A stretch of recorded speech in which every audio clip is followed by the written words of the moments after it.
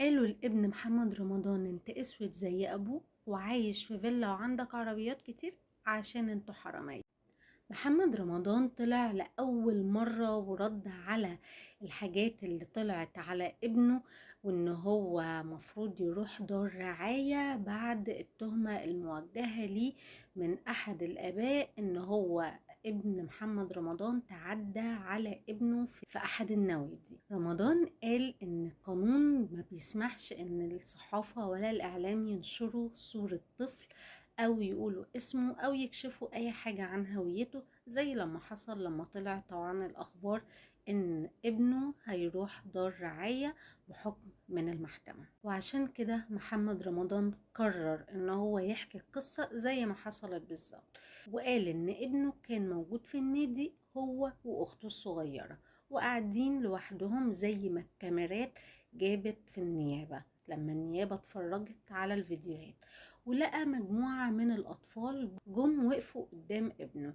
وقالوا له انت اسود زي ابوك، وبدأوا يتنمروا عليه وقالوا له انت عايش في فيلا وعندك عربيات كتير عشان ابوك حرامي، لكن احنا عايشين في شقق في نيو جيزة عشان اهالينا مش حرامية. رمضان قال بعد كده ان ابنه اتصل بيه وحكاله اللي حصل، وقتها محمد رمضان راح النادي ووقف قدام فرد امن ومدرب السباحة واتكلم مع الأطفال وقال لهم انتوا أخوات وما ينفعش ده، وقال إن أكيد الكلام ده مش طالع من طفل، ده طالع من أبوه أو أمه، هما اللي كانوا بيقولوا الكلام ده وطلعوا أطفال يبقى عندهم حقد طبقي بالشكل ده.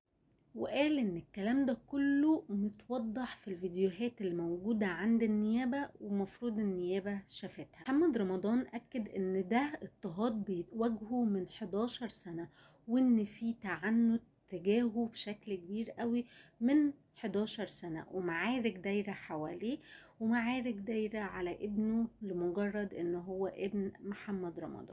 وما تخيلش ان كل ده يوصل ان تيجي في ابنه كطفل صغير، وان الاطفال يوصل بيهم الحال ان هم يتنمروا على بعض بالشكل ده ويتهموا بعض ان اهاليهم حرامية او انت اسود زي ابوك او حاجة زي كده.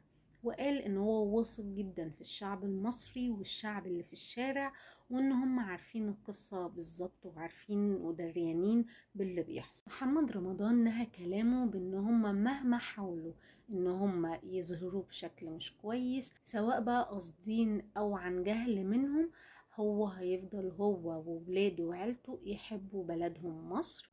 وقال نصا ولا عاش ولا كان اللي يكرهني في مصر. وقال كمان نحيا كمصريين اولا بحبنا لبعض بدون غيرة بدون حقد او استكتار عشان تحيا مصر.